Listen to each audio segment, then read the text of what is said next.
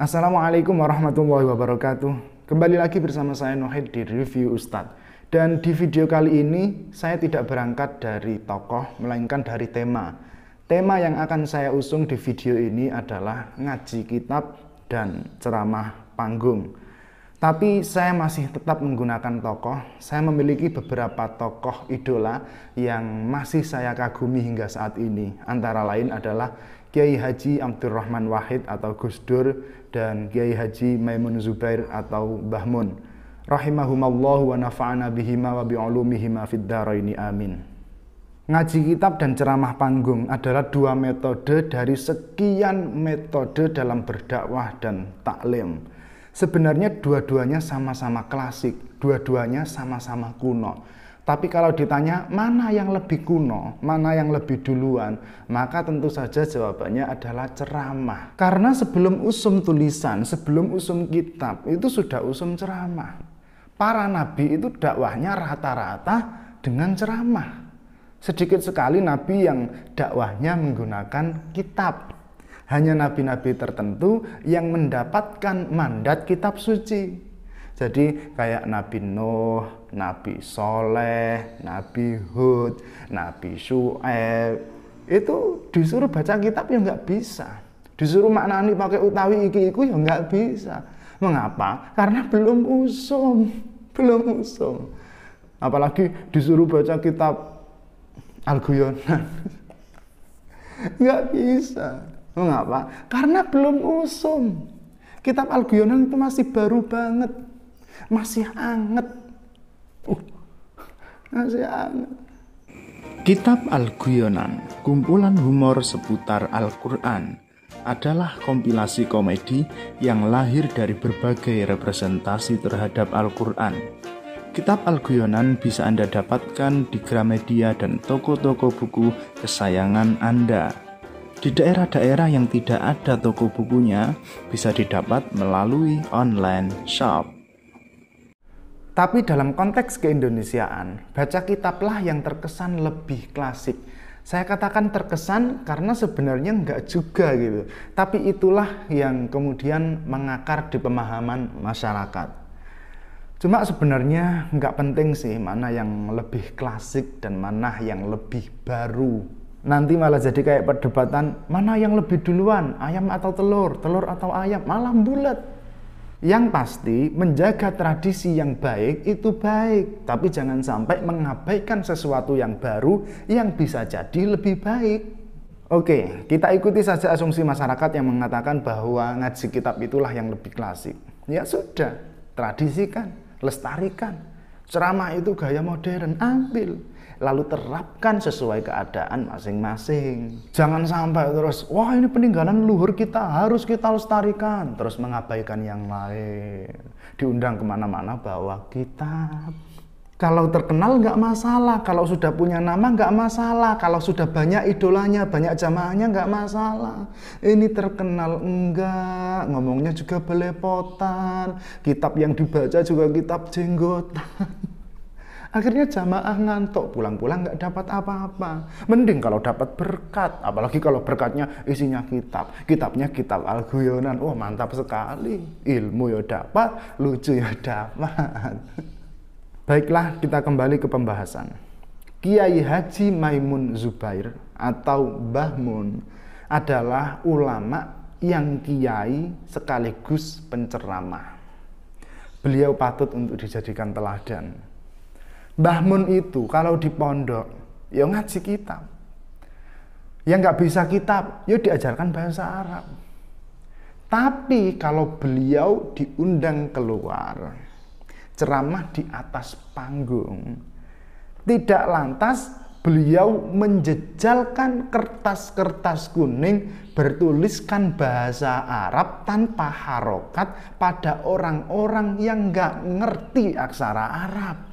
Enggak, Mbah Mun itu suka dongeng karena orang-orang suka didongengi. Dalam dongeng itu disisipkan ilmu. Kadang-kadang Mbah Mun juga nyanyi. Dalam nyanyian itu orang jadi tahu. Tombo ati iku limo ing warnane maca Quran angan-angan sak maknane. Pertemuan 60 menit. Siapa yang bisa mengajarkan bahasa Arab dalam 60 menit? 60 menit lancar bahasa Arab, bullshit. Kalau santri enak, dia tinggal 24 jam di pondok sampai bertahun-tahun. Lah Butejo, Yuning, Butri, Yusam 60 menit. Iya kalau tiap hari, setahun sekali aja nggak pasti kan. Mending 60 menit tapi tiap hari, ngempetnya nggak kelamaan, begitu pengen langsung tersalurkan. Ini arahnya kemana sih? Sebagaimana Mbah Mun, demikian pula Gus Dur. Gus Dur itu kalau di pondoknya, ya ngaji kitab. Tapi kalau di istana negara, yang dibahas ya negara, ekonomi, undang-undang, dan segala macamnya itu. Nggak mungkin kan di istana negara, di hadapan para menteri, terus wakola lan wadai banyu. Kan nggak mungkin seperti itu. Meskipun beliau itu pinternya sundul langit, intelektual muslim, tapi kalau beliau berbicara di hadapan orang-orang desa, ya menyesuaikan. Orang desa sukanya apa? Oh suka guyon, diajak guyonan. Habib Rizik ngadeg teng mikrofon mungel. Yang terhormat Ibu Rahmawati Soekarno Putri. Yang terhormat Gus Dur yang selalu menyebut saya teroris lokal. Nah, itu ya untung lah, belum bengok sampai niling. Umat ini tidak selalu butuh untuk dikasih tahu sholatlah, atau sholat adalah mediasi spektrum karbohidrat kalsium, atau sholat adalah isim mughalladhah madhab kanibal wal usul al khinziriyah. Umat gak selalu butuh dikasih tahu itu semua untuk mereka mau sholat. Umat yang galau tidak butuh disuruh, tapi butuh dihibur. Tugas kiai itu bukan hanya nyerocos soal ilmu. Diperlukan pula canda tawa, motivasi, pencerahan, menghargai, mendampingi. Bahkan di beberapa daerah itu kiai juga bisa mengobati, mengawinkan santri-santrinya. Ada yang mengawini santri-santrinya. Yang terakhir ini nggak recommended ya.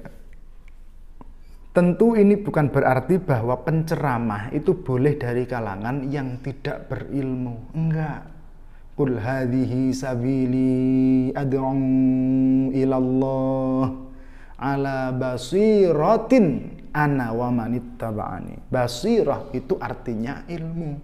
Orang kalau sudah memutuskan untuk berani maju ke atas panggung berceramah, maka dia harus berilmu. Harus berilmu, tapi nggak selalu yang disampaikan itu harus ilmu. Sepasang kekasih yang sudah lama menyimpan rindu, tidak harus saat mereka berjumpa saling berkata, aku merindukanmu sepanjang waktu. Atau menceritakan masa-masa kelamnya menjelang tidur. Nggak harus seperti itu. Ada yang lebih baik dari itu. Apa? Mengajaknya berbelanja, mengajaknya makan-makan, tertawa bersama, menikmati perjumpaan itu. Nggak lucu kan kalau ada orang merantau kerja di luar negeri, jarang pulang, begitu pulang cuma ngomong, aku kangen sama kamu. Sementara nggak dibelikan kalung, nggak dibelikan gelang, nggak dibelikan cincin, nggak dibelikan baju baru, nggak dibelikan kendaraan baru. Saya yakin perempuan itu lebih suka dikasih uang, dikasih oleh-oleh daripada sekedar ucapan aku kangen sama kamu. Itu cuma lagu. Aku tidak minta oleh-oleh emas bermata dan juga uang, tapi yang ku harap engkau pulang tetap membawa kesetiaan. Itu bullshit banget.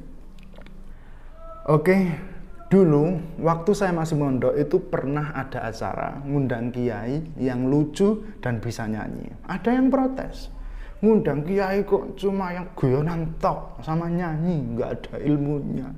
Loh. Wong santri itu setiap saat sudah ngaji, butuh hiburan. Nggak mungkin kan pondok terus ngundang dangdut, nggak mungkin. Maka ya ngundang kiai yang bisa nyanyi. Nggak mungkin pondok ngundang dagelan, mahal. Maka ngundang kiai yang bisa ngelawak. Gitu aja kok repot.